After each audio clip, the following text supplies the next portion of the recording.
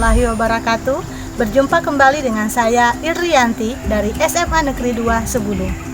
Pada video kali ini kita akan kembali membahas soal-soal persiapan ujian sekolah untuk materi kelas 12.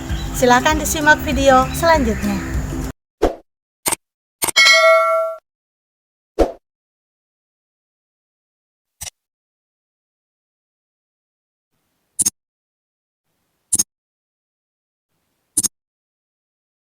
Soal selanjutnya yang kita bahas adalah soal pelajaran kelas 12 tentang sifat koligatif larutan dan reaksi redoks. Yang pertama adalah disajikan beberapa sifat koligatif larutan dalam kehidupan sehari-hari berikut. Yang pertama, penggunaan cairan tetes mata. Kemudian yang kedua, penggunaan garam dapur untuk membunuh lintah. Yang ketiga, penggunaan garam dapur dalam pembuatan es putar. Yang keempat, penggunaan garam dapur untuk mencairkan salju. Dan yang kelima, pembuatan kolam apung. Adapun soalnya yaitu penerapan sifat koligatif larutan yang berhubungan dengan penurunan titik beku larutan. Jadi sifat koligatif larutan itu kan ada 4 ya. Yang pertama yaitu tekanan osmosis, yang kedua penurunan tekanan uap, yang ketiga kenaikan titik didih, dan yang keempat penurunan titik beku. Kita lihat dari contoh soal 1, 2, 3, 4, dan 5. Yang pertama itu adalah penggunaan cairan tetes mata. Penggunaan cairan tetes mata itu penerapan sifat koligatif pada tekanan osmosis.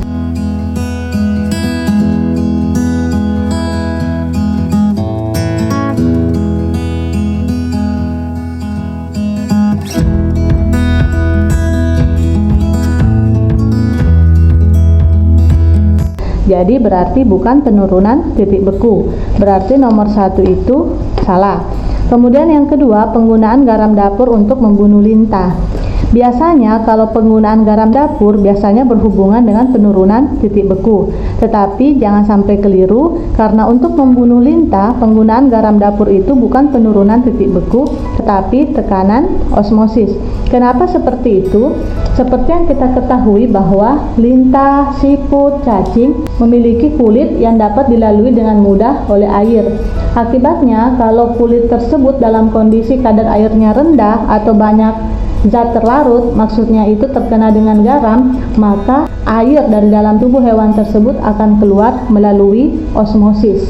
Nah, osmosis itu sendiri apa? Osmosis itu adalah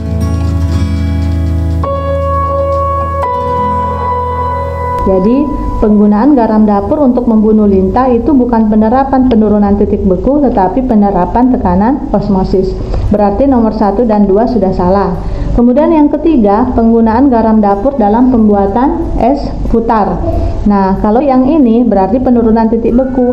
Kenapa? Karena garam dapur itu mempercepat penurunan titik beku dari es tersebut, sehingga es tersebut makin lama bisa semakin membeku. Kemudian yang keempat adalah penggunaan garam dapur untuk mencairkan salju. Nah, penggunaan garam dapur untuk mencairkan salju juga merupakan contoh dari sifat koligatif larutan untuk penurunan titik beku.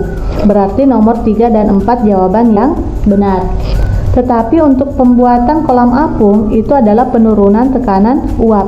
Kenapa penurunan tekanan uap? Karena pada saat kita membuat kolam apung, maka kolam apung tersebut diberikan kadar garam yang sangat tinggi, menyebabkan pada saat orang berenang di kolam apung, maka orang tersebut bisa saja dalam keadaan mengapung atau tidak tenggelam.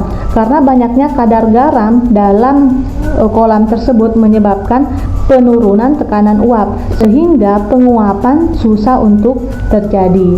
Nah, itulah penerapan sifat-sifat koligatif larutan nomor 1, 2, 3, 4, dan 5, dan yang benar untuk penurunan titik beku larutan yaitu nomor 3 dan 4.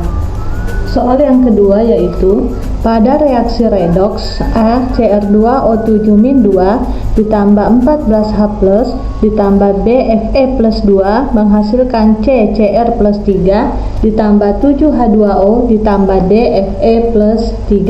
Yang ditanyakan adalah nilai A, B, C, dan D. Berarti yang ditanyakan adalah koefisien dari Cr2O7, koefisien Fe+2, koefisien Cr+3, dan koefisien Fe+3. Pertama kita tuliskan dulu reaksinya. Jadi menyetarakan reaksi redoks itu bisa metode setengah reaksi, bisa juga dengan cara Bilox. Yang saya akan jelaskan di sini adalah dengan cara Bilox. Yang pertama kita tuliskan dulu reaksinya ya.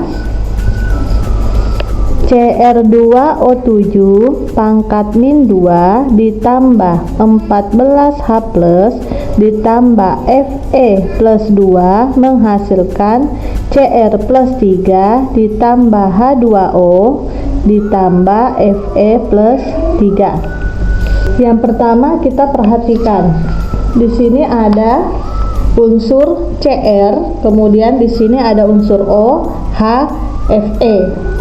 Nah, Cr dengan Cr, kemudian Fe dengan Fe. O dan H biasanya itu menyesuaikan. Jadi, kalau untuk menyetarakan reaksi redoks adalah perhatikan unsur selain O dan H. Di sini ada unsur Cr dan Fe. Cr di sebelah kiri ada 2, di sebelah kanan cuma 1. Maka yang pertama kali dilakukan adalah menyetarakannya. Jumlah dari unsur sebelah kiri dan kanan. Berarti yang Cr sebelah kanan kita kasih angka 2. Kemudian Fe sebelah kiri 1, di sebelah kanan juga 1. Berarti sudah betul. Kemudian kita hubungkan Cr dengan Cr, Fe dengan Fe.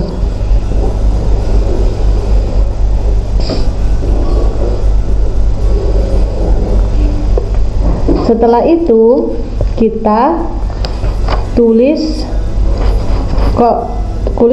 biloxnya di masing-masing.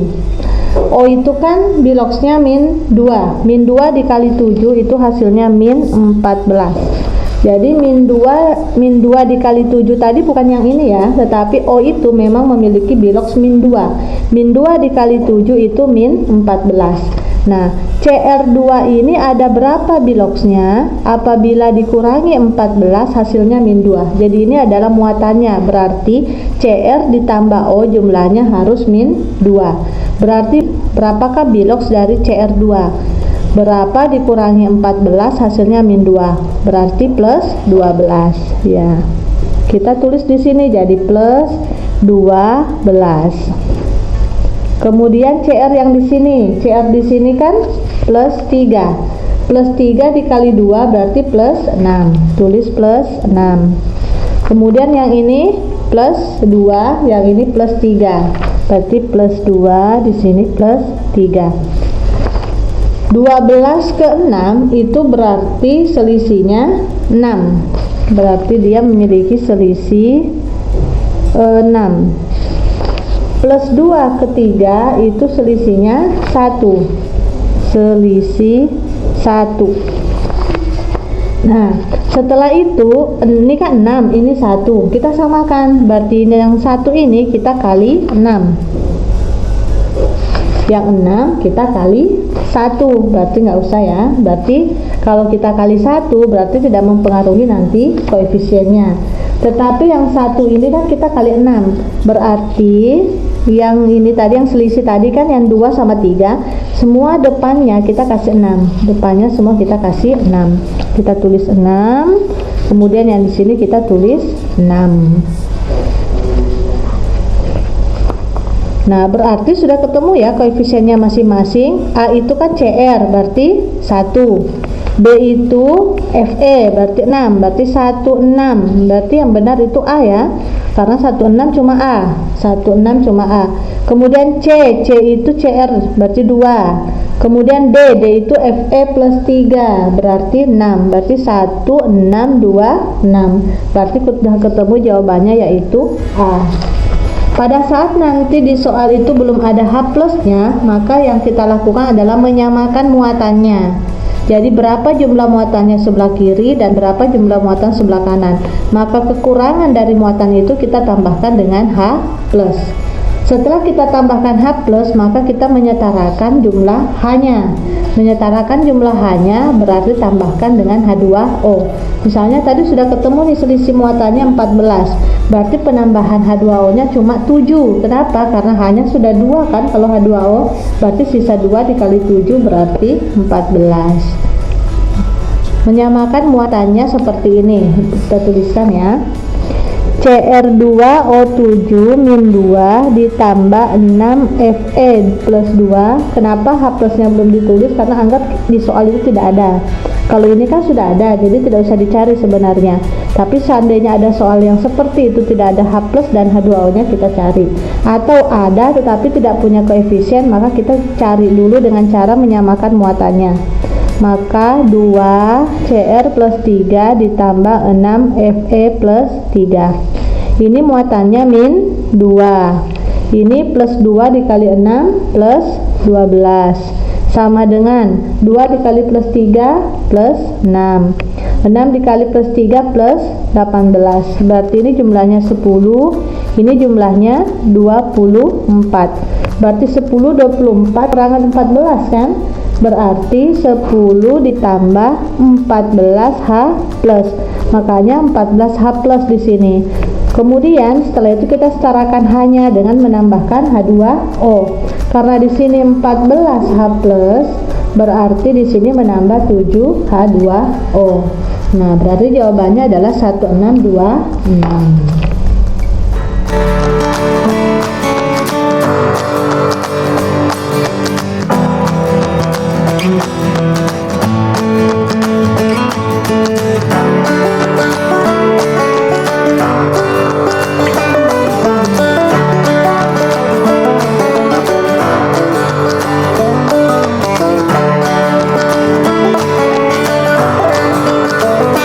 Demikianlah tadi video tentang soal-soal persiapan ujian sekolah. Semoga video ini dapat bermanfaat buat anak-anakku untuk persiapan ujian sekolah ke depan. Ibu akhiri, Assalamualaikum warahmatullahi wabarakatuh. Semoga video ini bermanfaat. Salam smart. Keep spirit.